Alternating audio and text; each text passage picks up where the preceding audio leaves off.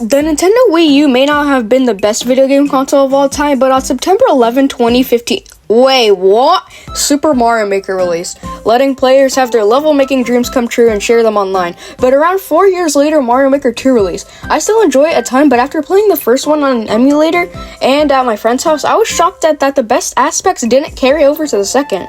So let's talk about some of the things I think that the first game did better than the sequel. Now, probably the biggest difference in the first one you'd probably think of is the Amiibo costumes. This game released around the prime days of Amiibo and scalpers, and this game has one of the best usages for these figures. If you scan in a figure in the OG SMB style, then you unlock a new costume of that character. Knowing Nintendo, I thought these were just going to be skins, but no. Every single costume mostly has their own abilities, which makes everything so fun.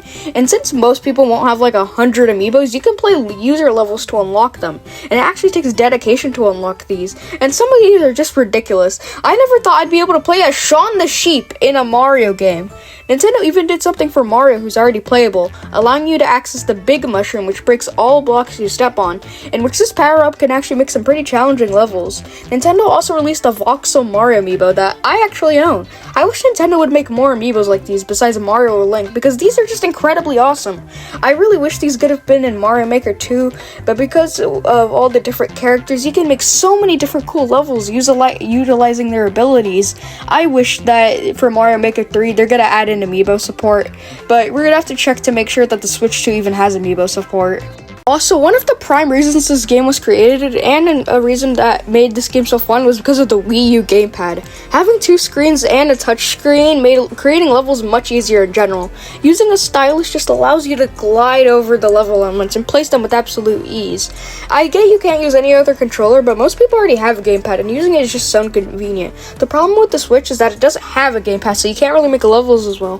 When in TV mode, using a controller is fine, but makes creating levels so slow, and makes my levels a bit worse in general. It isn't the worst thing in the world, but you'll wish you could use a gamepad. Even in handheld mode, it is a bit weird. Using the touchscreen is fine, but here's what confuses me most. You make a game that would heavily benefit from a stylus, then make a stylus and a map, but you decide not to release it in North America where most of your players are. If it was available, I think that Mario Maker 2 could have been much better. Another pretty major thing that the first game did better was charm in the advertising. You may not notice this at first, but when you look deeper, you'll see what I mean, and that the personality of the game is a lot more fun, if you get what I mean. Such as the Nat Attack minigame, the amiibos from previously, and something pretty specific is when you place an object, a hand will show up, which you can actually customize to some pretty funny things, like a cat paw or a Mario hand with his gloves. Nintendo also went full focus mode on the advertising, since this was the first time you could officially make your own Mario levels compared to the sequel.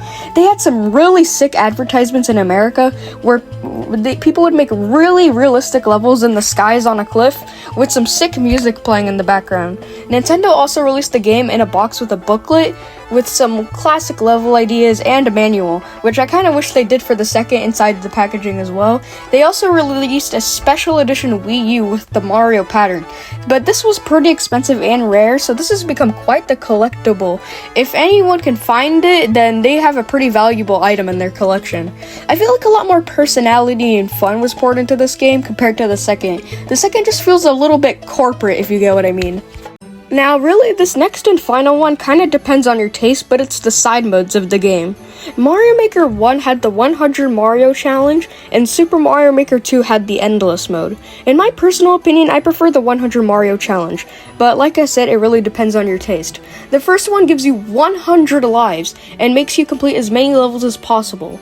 But according to my knowledge, you can't gain any more 1-ups than that, which I think is a really intriguing idea, and makes it to where you can't get ridiculously high scores, but still gives you a lot of breathing room. Mario Maker 2, on the other hand, requires you to get lives as you progress through the levels. You only have 5 to start off with, but you can get 3 lives per level. So if you're really good at the game, you can potentially stack up a ton. Even the world record for the easy mode in Mario Maker 2 is over 100,000. I feel like there just has to be some sort of fatal flaw in doing this compared to the 100 Mario Challenge. They should have brought back that mode and maybe even had it alongside it so that both types of players could get an advantage. But anyway, those are my thoughts on Mario Maker Maker 1. I get Mario Maker 2 still is a great game, don't get me wrong, but I just prefer the first one in a couple of ways. But anyway, guys, thank you so much for watching this video. If you enjoyed it, please like and subscribe, and I'll see you in the next one. Bye.